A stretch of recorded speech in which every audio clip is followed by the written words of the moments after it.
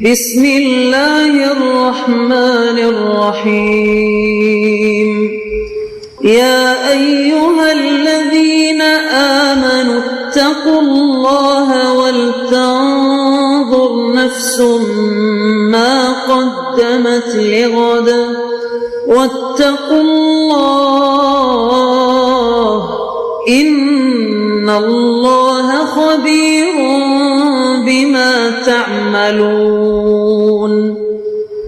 اے ایمان والو، اللہ سے ڈرتے رہو اور ہر شخص کو دیکھنا چاہیے کہ اس نے کل یعنی آخرت کے لیے کیا سامان بھیجا ہے، اور ہم پھر کہتے ہیں کہ اللہ سے ڈرتے رہو، بے شک اللہ تمہارے سب اعمال سے خبردار ہے۔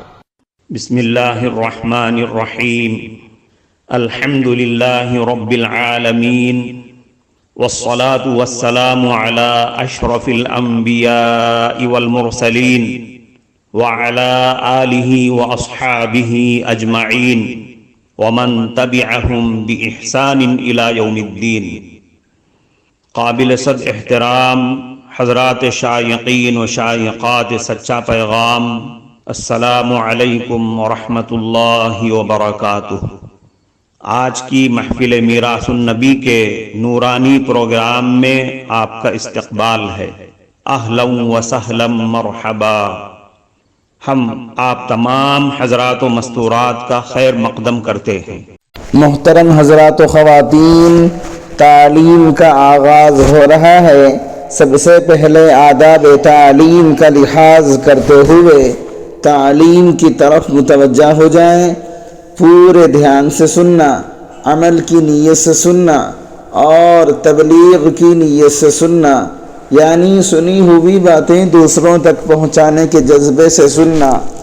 چند خاص آداب تعلیم ہیں، امید ہے کہ آپ حضرات ان آداب کا ضرور خیال رکھیں گے۔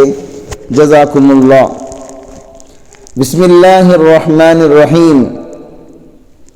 رابعہ بصریہ اللہ تعالیٰ کی ایک نیک بندی تھی۔ ایک چھوٹا سا کمرہ عبادت کے لیے بنایا ہوا تھا، وہیں وہ رہتی تھی۔ ایک مرتبہ دوپہر کو آرام کر رہی تھی کہ ایک چور آ گیا۔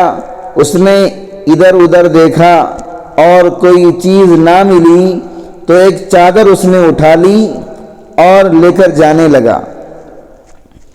جیسے ہی جھک کے چادر اٹھائی تو آنکھوں کے آگے اندھیرا چھا گیا، بینائی چلی گئی، راستہ نظر ہی نہیں آ رہا ہے۔ اس نے گھبرا کر چادر وہیں پھینک دی۔ جیسے ہی چادر پھینکی، بینائی لوٹ آئی تو بھاگ کر نکلنے لگا۔ آواز آئی کہ ایک دوست اگر سویا ہوا ہو تو دوسرا دوست جاگتا ہے۔ یہاں چڑیا کو پر مارنے کی اجازت نہیں، تم کیسے چادر کو لے جا سکتے ہو؟ ہم اپنے آپ کو اللہ کے حوالے کر کے تو دیکھیں۔ مسئلہ بنتا ہے جب احکام خداوندی کو توڑتے ہیں، سنت نبوی صلی اللہ علیہ وسلم کو چھوڑ دیتے ہیں، پھر اللہ سے امیدیں لگاتے ہیں، ہماری اللہ مدد کیسے فرمائے گا؟ جو ہمارے کام کرنے کے ہیں وہ ہم کریں اور پھر دیکھیں کہ اللہ اپنی رحمتوں کی کیسی بارش فرما دیتا ہے۔ یہ محفل میراث النبی صلی اللہ علیہ وسلم ڈیلی پروگرام ہے۔ ہر ایک کو راضی کرنا ممکن نہیں۔ ایک باپ اپنے بیٹے کے ساتھ کہیں جانے لگا۔ ان کے پاس ایک گدھا تھا۔ باپ گدھے پر آگے بیٹھ گیا اور اس نے اپنے بیٹے کو پیچھے بٹھا لیا۔ جب ایک آبادی سے گزرے تو لوگوں نے دیکھ کر کہا، دیکھو گدھا بیچارہ ایک ہے اور اس پر دو بندوں نے سواری کر لی۔ جب اس آدمی نے یہ بات سنی تو اس نے دل میں سوچا کہ لوگ اس بات کو محسوس کر رہے ہیں تو میں بچے کو نیچے اتار دیتا ہوں۔ چنانچہ اس نے بچے کو نیچے اتار دیا۔ آگے گیا تو لوگوں نے دیکھ کر کہا، اندازہ کرو خود اوپر بیٹھا ہے اور چھوٹے سے بچے کو پیدل چلا رہا ہے۔ اس نے یہ سن کر کہا کہ میں بچے کو اوپر بٹھا دیتا ہوں اور خود پیدل چل لیتا ہوں۔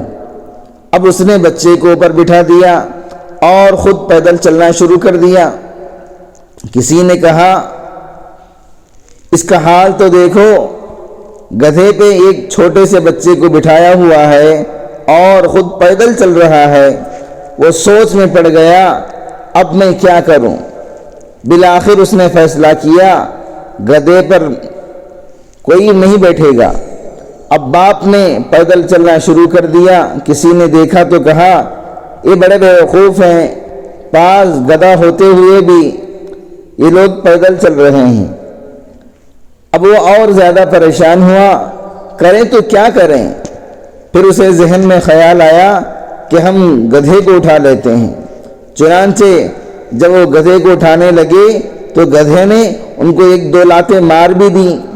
اوپر سے لوگوں نے کہا ذرا اس بندے کا حال تو دیکھو، گدھے کو سر پر اٹھانے کی کوشش کر رہا ہے۔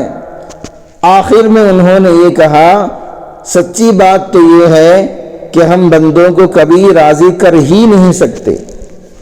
محترم ناظرین کرام، اس دینی اور ایمانی بیان کو سننے کے دوران ہی اس کو لائک کر دیجئے اور شیئر بھی کر دیجئے تاکہ دوسرے بھی اس سے فائدہ اٹھا سکیں۔ اللہ آپ کو جزائے خیر عطا فرمائے۔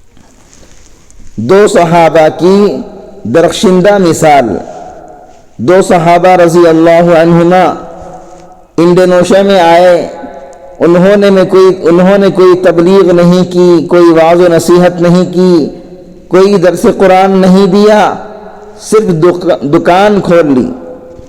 ان کی دکانداری کو دیکھ کر پورا ملک مسلمان ہو گیا۔ ایسے اصولوں کے ساتھ دکانداری کی کہ لوگ ان کی دکانداری سے، ان کی دکان سے خریداری کرنا پسند کیا کرتے تھے، مگر لوگ دیکھتے تھے یہ درمیان میں کچھ وقت کے لیے دکان بند کر دیتے ہیں۔ پوچھتے کہ گاہک کھڑے ہوتے ہیں اور آپ دکان بند کر دیتے ہیں، کیا وجہ ہے؟ وہ کہتے ہیں اس وقت میں اپنے رب کی عبادت کرتا ہوں۔ پھر پوچھتے جی آپ چھٹی کیوں کرتے ہیں؟ وہ بتاتے کہ وہ جمعے کا دن ہوتا ہے۔ لوگوں نے کہا اچھا تمہیں دکانداری کے اصول اور ضوابط کس نے سکھائے؟ انہوں نے کہا یہ اصول اور ضوابط ہمیں ہمارے نبی صلی اللہ علیہ وسلم نے سکھائے تھے۔ وہ کہنے لگے اگر انہوں نے آپ کو سکھائے تھے تو آپ ہمیں بھی سکھا کر اپنا جیسا بنا لیجئے۔ سبحان اللہ۔ معزز شائقین و شائقات سچا پیغام، آپ کو اندازہ لگ گیا ہوگا کہ یہ مضمون کتنا اہم ہے اور کس قدر فائدہ مند ہے۔ کم سے کم درجے میں سوشل میڈیا کے ذریعے سے بھی ہم اس کو زیادہ سے زیادہ شیئر کریں گے تو دعوت کے فریضے کی کوششوں میں ہم بھی اپنا کچھ حصہ ڈالنے والے بن سکتے ہیں۔